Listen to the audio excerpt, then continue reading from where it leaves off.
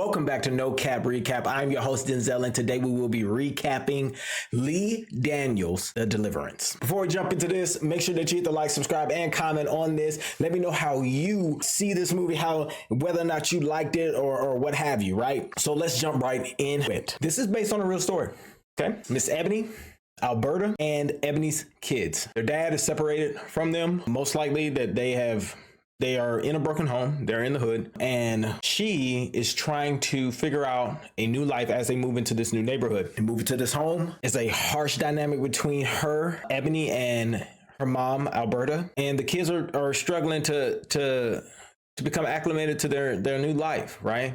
Mom is struggling. She's trying to make it day in, day out. Grandma has cancer. The oldest son is getting bullied. The daughter is going through whatever she's going through. And the youngest, Andra, is meeting this so-called make-believe friend in the house that they just moved in by the name of Trey. What we find out is that Trey is not what he has claimed to be, and he's something far more sinister. We come to know that this entity has been lying dormant in this house. It has done this to another family before, and it doesn't matter who it is. It wants to take the weakest of the families that move into this house, and it typically targets the babies. Mind you, this is church going folk. Alberta, the grandma, strong in her faith, played by Glenn Close, right? The daughter that has experienced abuse from her mother, Ebony, she's not really feeling what her mom believes because of what her mom has allowed to happen to her. But she's still taking care of her mama because she understands that at the end of the day, that's her mama, and that's what she chose to do.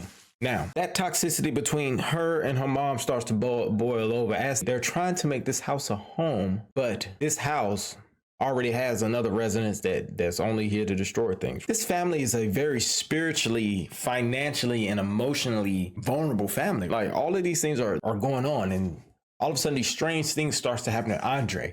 And what you realize is that Andra is able, or in essence, the entity within Andra is able to grab a hold of individuals within the family and manipulate them through Andra. And so a lot of the things start to happen.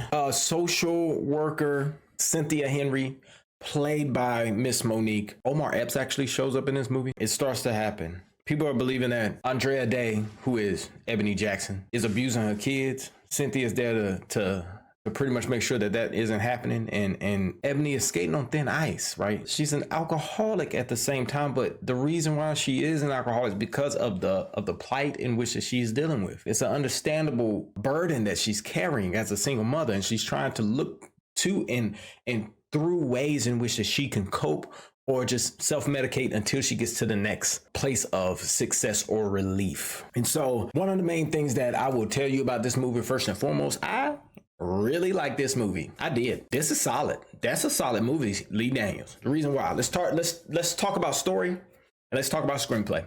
Story and screenplay, the originality, simple, right? It's a true story we have never seen as an African American community or just an African community in general. We have never seen this, right? We've seen it a little bit. It happened in another movie that came out maybe a couple months or a year ago. I never like to bring up other movies while I'm doing another review about one movie. So with that, I love the character dynamics between the mother and the grandmother, the daughter and the mother, the oldest son and the mother, the youngest son and the mother. It was such a good play. And then also when Monique just comes through, and you know, when Monique touches something, she gonna touch it. All right. You may not agree with what Monique stands for sometimes. You may not agree with what Monique says, but when she touched a screen, I have yet to be disappointed with Monique. So those things are two different spectrums in my head, and I can view a piece of film in that capacity. So I'm just gonna let you know, Monique did her thing. She wrapped everything up. Andrea, if I'm saying your name wrong, let me know in the comment section. Let me make sure. Andrea Day, whichever one, no disrespect at all, but the movement of the story really sat on her shoulders, and she moved the story along very naturally.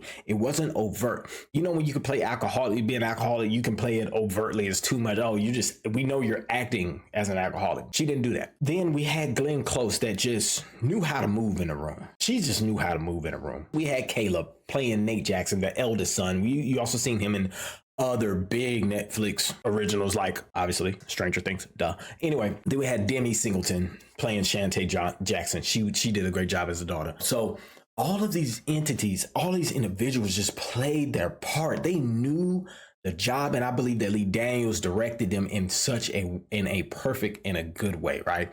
Plot twist, we really didn't need that, but the acting, the directing, solid. It was good. Cinematography, loved the camera.